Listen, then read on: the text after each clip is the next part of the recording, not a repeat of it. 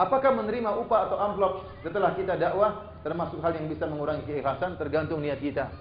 Tidak mengurangi keikhlasan kalau niat kita adalah untuk berdakwah. Tapi kalau tujuan kita adalah amplop, ya ini jelas mengurangi apa? Niat dakwah. Di antara tujuan kita adalah amplop, ya tergantung yang undang. Kalau yang undang perusahaan besar, maka kita semangat datang meskipun jauh dimanapun berada. Tapi kalau yang undang yayasan miskin, aduh sekali setahun sekali aja lah, jangan sering-sering. Alasannya saya sibuk, tergantung.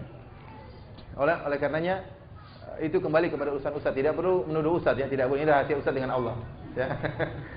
Kalau ustaz itu kalau dia niatnya tujuan adalah dakwah, kita tahu bahwasanya ustaz juga butuh maisha, ustaz juga butuh kehidupan. Ya. Adalah orang yang kemudian mengundang ustaz suruh pulang pulang sendiri, kasihan. Gimana anaknya? Ya.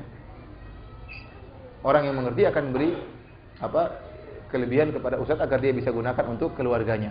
Tetapi kalau sang ustaz ternyata tujuan utamanya adalah amplop, maka ini sangat mengurangi keikhlasannya, akan mengurangi pahalanya, Tapi kalau amplop adalah urusan kedua, dia tidak peduli mau diberikan berapa, tetap aja dia semangat, maka tidak akan mengurangi pahalanya sedikit pun. Karena niat utamanya adalah apa? Untuk berdakwah di jalan Allah Subhanahu wa taala. Kata para ulama, sebagaimana ibunya Nabi Musa menyusui Nabi Musa di istana Fir'aun dan dapat upah dari Fir'aun.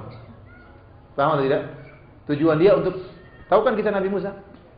Ya, karena tatkala diambil oleh Fir'aun, kemudian akhirnya tatkala Fir'aun menyayangi Nabi Musa, kan Nabi Musa ingin dibunuh oleh Fir'aun. Saya cerita lagi nih ya. Nabi Musa ingin dibunuh oleh Fir'aun, akhirnya ibunya menyelamatkan Nabi Musa, diletakkan dalam keranjang, kemudian dilepaskan di Sungai Nil, akhirnya terdamparlah di istana Fir'aun. Kebetulan istrinya Fir'aun belum punya anak, akhirnya dia pun ingin mengangkat Musa sebagai sang anak. Kata Allah Subhanahu wa taala, "Faltaqatahu alu Fir'aun liyakuna lahum aduwan wa hazana." Maka akhirnya keluarga Fir'aun pun mengambil Musa sebagai anak. Padahal kata Allah, anak ini akan menjadi musuh dan mendatangkan kesedihan bagi mereka. Ternyata Fir'aun memungut anak macan.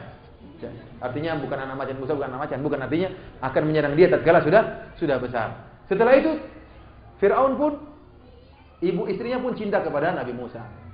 Akhirnya begitu Nabi Musa masih kecil, dia pun memanggil ibu-ibu yang ada di kampung untuk menetei Nabi Musa. Rupanya setiap diletakkan untuk ditetei, Nabi Musa tidak mau, enggak enak, semuanya enggak enak. Sampai akhirnya ke ibunya sendiri baru dia enak. Akhirnya ibunya yang miskin tadi dipindahkan ke istana untuk merawat siapa? Anaknya sendiri. Ini hikmah dari Allah Subhanahu wa taala.